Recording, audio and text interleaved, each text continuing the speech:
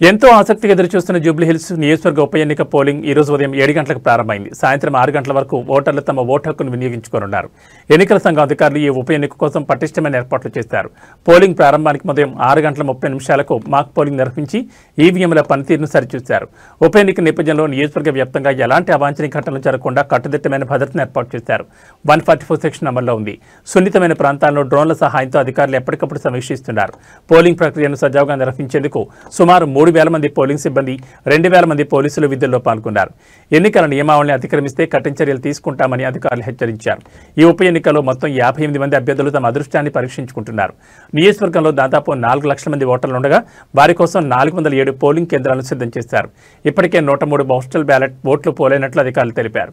కాగా బీఆర్ఎస్ అభ్యర్థి మాగంటి సునీత నవోదయ కాలనీలోని 290వ నెంబర్ పోలింగ్ కేంద్రంలో తన ఓటు హక్కును వినియోగించుకున్నారు. ఈ సందర్భంగా మాట్లాడుతూ జూబ్లీహిల్స్ ప్రజలందరూ తమ ఓటు హక్కును తప్పనిసరిగా వినియోగించుకోవాలని విజ్ఞప్తి చేశారు.